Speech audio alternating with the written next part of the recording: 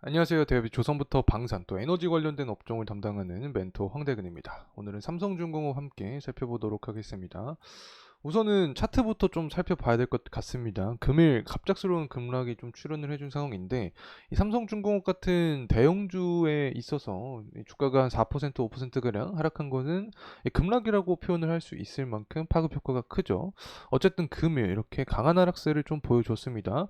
최근에 삼성중공업뿐만 아니라 이 조선 관련된 종목들 그리고 이 조선 기자재 업체들도 수급의 이동이 발현이 되면서 주가의 하방세가 나오고 있는 상황인데 이 삼성중공업도 예외가 아니었던 상황이다. 자, 이렇게 말씀을 드릴 수 있을 것 같습니다. 현재 수급적인 측면도 보게 되면 연기금과 사모펀드의 매도 물량이 좀 강하게 나와주고 있습니다. 이 금일 같은 경우에는 전 거래일 대비해서 대략적으로 3배 이상의 매도 물량이 출현을 해준 상태이고 사모펀드 매도세는 계속해서 물량 자체가 비슷하게 나오고 있긴 합니다. 하지만 3거래일 연속 매도세가 출현을 해주고 있기 때문에 자, 이러한 부분에 있어서 주가의 하방 압력을 작용하고 있는 상태다. 이렇게 말씀을 드릴 수 있습니다. 이 기관 같은 경우에도 금일 매도 물량이 좀 굉장히 많이 나와줬습니다. 전 거래일 대비해서 10배가량 높은 수치의 매도 물량이 나와주면서 금일 이렇게 5%에서 4%가량의 주가 하락폭을 이야기를 하고 있는 상황이다라고 설명을 드릴 수 있습니다. 자, 그렇다면 도대체 이 외국인과 기관 그리고 연기금 사모펀드가 언제 다시금 이 매수세로 전환이 되면서 이 삼성중공업의 주가도 이 상승 탄력을 받을 수 있을지 금일 영상을 통해서 말씀드릴 예정에 있으니까 구독과 좋아요 부탁드리고 금일 영상도 끝까지 시청해 주시면 감사하겠습니다. 자, 우선은 이렇게 조선주 관련된 주가의 하방 압력이 작용이 된 것은 HD현대중공업과 이 블록딜 관련된 이슈가 있었습니다. 자, 이러한 여파로 인해서 이 조선 관련된 종목들이 아직까지 하방 압력을 받고 있는 추세다. 자, 이렇게 말씀을 드릴 수 있을 것 같고 또 유가가 최근에 하락을 해주고 있습니다. 삼성중공업 같은 경우에는 애플엔지와 관련이 있기 때문에 다른 조선업과 비교해서도 유가와 직접적인 영향을 받는다라고 말씀을 드렸었죠. 그렇기 때문에 유가의 하락세가 삼성중공업 주가의 하락을 견인한 상황이다. 자, 이렇게 말씀을 드릴 수 있을 것 같습니다. 자, 그리고 나서 전일 영상에서 설명을 드렸던 부분인데 이 세진중공업과 수주 관련된 이 기사가 나와주고 있습니다.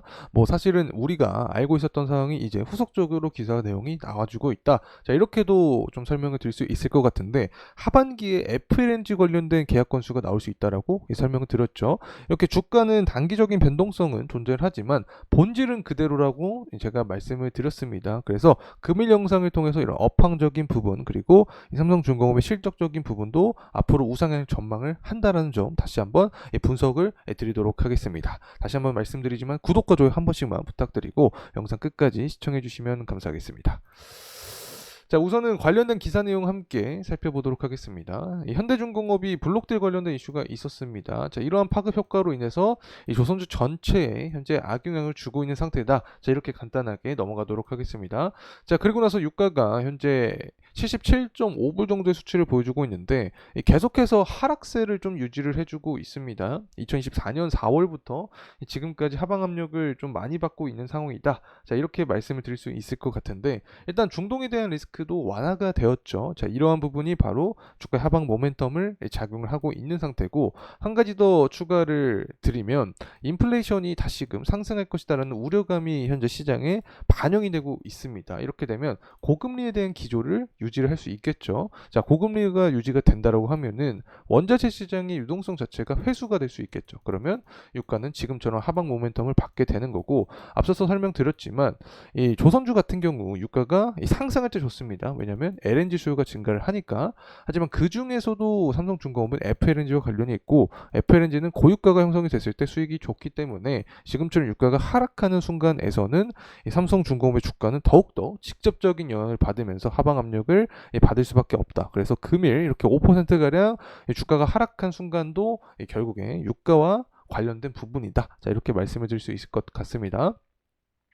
자, 그래서 최근에 수요 부진 관련된 이야기도 나와주고 있는데 이 결국에 경제 지표를 살펴보게 되면 이 부분이 과연 계속해서 유지가 될 수 있을까 확인을 할 수 있는 거죠. 6월 3일 날 이제 미국의 PMI 지표가 나오게 됩니다. 예측치보다 실제가 높은 수치를 보여주거나 혹은 50보다 높은 그런 수치를 보여주게 된다라고 하면 이 결국에 경기가 잘 돌아가고 있구나. 자, 이런 부분을 우리가 체크를 할 수 있겠죠. 그렇게 되면 원유에 대한 수요도 증가할 수 있겠구나. 이 부분이 시장이 반영이 되면 되면 유가는 상승 탄력을 받을 수 있다. 자, 이렇게 말씀을 드릴 수 있습니다. 자, 그리고 나서 또 한 가지 살펴볼 수 있는 게 중국의 제조업 지표입니다.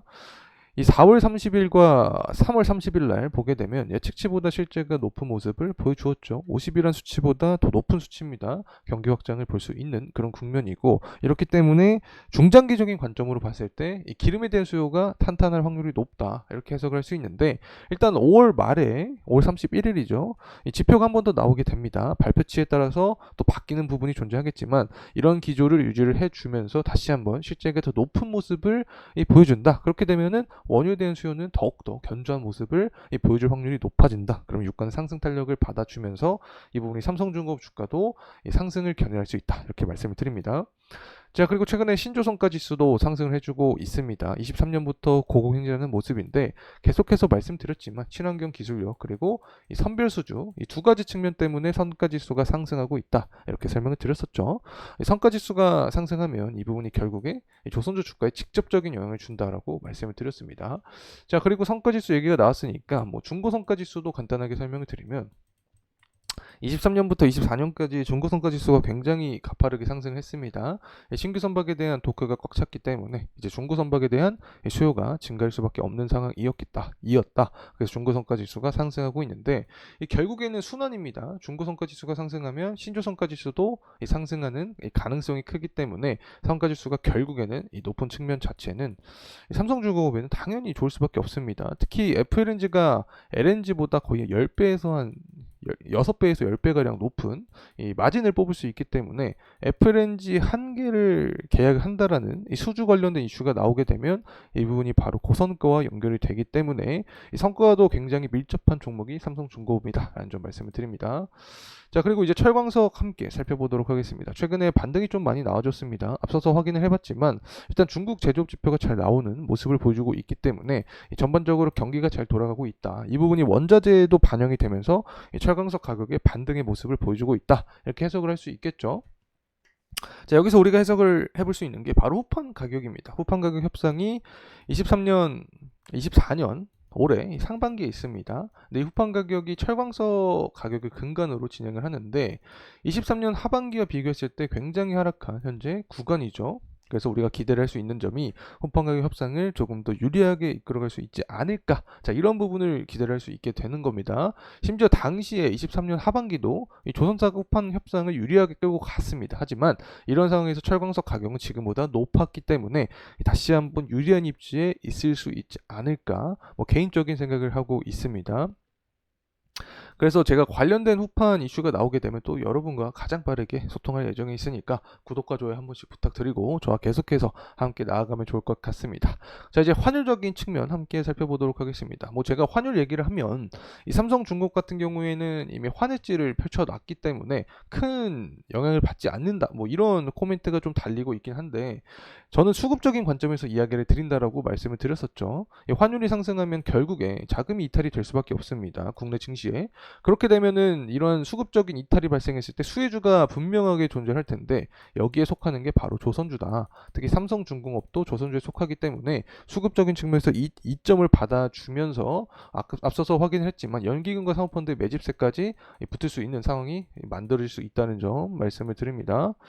자, 그래서 이렇게 전반적인 업황적인 측면 함께 살펴봤고, 이제 관련된 이슈입니다. 세진중공업이 삼성중공업에 첫 수주를 했다, LPG 탱크 초도품을 출하를 했다라는 이야기가 나와주고 있습니다. 사실 뭐 지난 영상을 통해서도 제가 말씀을 드렸던 부분이 있었죠. 특히 액화 이산화탄소 운반선을 수주를 한다라는 내용이었는데, 특히 지금 이 트렌드 자체가 어제 IMO 홈페이지에 들어가서도 설명을 드렸던 부분이 있는데, 이 회사기구 단체가 이제 조선산업을 완전히 바꾸려고 합니다. 이제 친환경으로 바꾸려고 하는데, 이 중간 단계에 있어서가 LNG였고, 뭐 LNG의 중요성은 아는데 완전 친환경 단계에 이 LCO2가 또 속해 있을 수 있다라고 말씀을 드렸습니다. 그래서 전반적으로 삼성중공업이 이제 완전 친환경 단계를 거치고 있는 단계지 않나, 이렇게 보고 있습니다.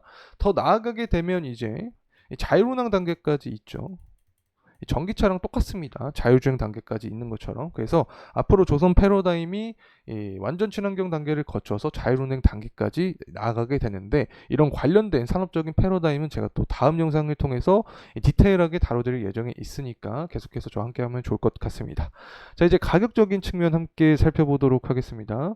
이 삼성중공업 같은 경우에는 앞서서 영상 초반부에도 말씀을 드렸지만 금일 한 5%가량, 4에서 5%가량 주가의 하방 압력이 나왔던 구간입니다. 사실 지금까지 가장 유효하게 봤던 구간은 바로 전고점 구간이었습니다. 이 전고점 구간을 돌파를 해주고 재차 지지를 해주는 모습을 보여주면서 이제 가격 안정화를 만들어는 이 구간이 아닌가, 밸류에이션이 한층 업된 구간이 아닌가, 이런 말씀을 드렸었는데, 계속해서 저희가 함께 생각을 했던 그런 구간이 유효하게 작용을 했었죠. 금일 같은 경우에는 유가의 하락세, 그리고 최근에 블록들 관련된 이슈가 겹쳐지면서 하방 압력이 나왔다라고 생각이 듭니다. 하지만 이렇게 주가가 하락을 한 이런 매도가 나왔던 시기에도 이 거래량을 보게 되면 매집에 대한 의지가 더 강하게 나와 있는 상태이기 때문에 앞으로 추후에 2, 3일 거래일을 좀 살펴보는 게 굉장히 중요하지 않을까 개인적으로 생각을 하고 있습니다.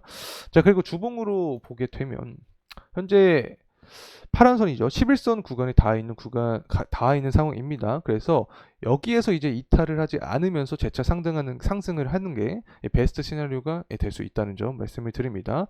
이러한 상승에 대한 모멘텀으로는 여러 가지가 있겠는데, 일단은 가장 대표적으로 볼 수 있는 게 유가죠. 유가 같은 경우에는 11월 대선 전에 전쟁 리스크가 부각이 됐을 때 상승할 수 있다. 이 부분에서 직접적인 영향을 받는 게 삼성중공업이기 때문에 유가와 관련된 모멘텀으로 주가 역시 상승할 수 있다는 점 말씀을 드립니다.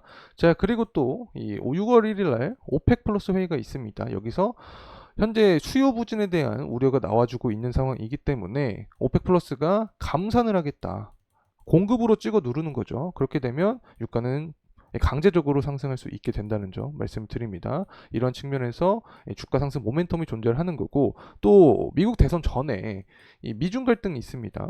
무역 갈등이 있는데 여기에서 반사익 관점에서 조선업이 또 수혜를 볼 수 있는 그런 상황이 될 수 있기 때문에 전반적인 상승에 대한 모멘텀은 아직까지 남아있다. 그리고 앞서서 철광석 가격 이야기할 때 진행을 했던 부분이 있었죠. 바로 후판 가격이었습니다. 후판 가격 협상의 가장 중요한 원자재가 철광석이었는데 23년 하반기와 비교했을 때 현재 굉장히 하락한 구간에 속해 있다. 자, 그래서 이 중국산 수입산 후판 물량도 증가하는 추세에 있기 때문에 조선사가 이 부분을 다시 한번 유리하게 이끌어간다라는 그런 이야기가 나와주게 되면 결국에 이 삼성중공 주가도 상승 모멘텀을 받을 수 있다는 점 말씀을 드립니다. 그래서 상반기에 이벤트가 굉장히 많죠. 일단 오펙 플러스 회의도 있고 후판 가격 협상도 있기 때문에 제가 관련된 결과값이 나오게 되면 또 여러분과 또 가장 빠르게 공유를 하도록 하겠습니다. 자, 그리고 나서 이제 삼성중공업 관련된 실적 이야기도 해야겠죠. 최근에 개선세에 대한 모습을 좀 확고하게 보여주려고 합니다. 23년부터 24년 그리고 26년까지 매출액과 영업이익 전망치를 보게 되면 일단은 굉장히 가파르게 상승을 해주는 모습을 전망하고 있습니다. 특히 영업이익 측면을 봤을 때 23년과 26년을 비교하면 거의 한 4배가량 증가한 모습을 전망을 하고 있기 때문에 기업이 성장을 하고 있구나, 이렇게 볼 수 있겠고, 23년 12월달 당기순이익 적자 부분에서 우리가 생각을 할 수 있었던 부분이 바로 SK해운과의 소송 건수, 일회성 비용이 반영이 되었고, 또 한 가지가 바로 들으신 매각 대금이었다. 이 들으신 매각 대금 같은 경우에는 올해 분기마다 반영이 될 예정에 있다라고 제가 주주총회에서 물어봤다라고 말씀을 드렸었죠. 이 부분이 반영이 되면 실적적인 부분은 더 강한 개선세를 보여줄 확률이 있다 말씀을 드릴 수 있겠고, 또 SK해운과 소송 건수가 있습니다. 일회성 비용인데 이 부분이 순차적으로 해가 지나면서 환입이 되면 당연히 지금 예상하고 있는 실적적인 컨셉보다 더 강한 개선세를 보여줄 확률이 높겠죠. 어쨌든 전반적으로 실적도 기반이 되어 있는 기업이기 때문에 이런 단기적인 변동성을 무시하고 조금 더 중장기적인 관점으로 여유롭게 진행을 하는 게 도움이 되지 않을까 생각을 하고 있습니다. 자, 이상으로 삼성중공업에 대한 영상 마무리하도록 하겠습니다. 금일 시간이 도움이 되셨다면 구독과 좋아요 부탁드리겠습니다. 감사합니다.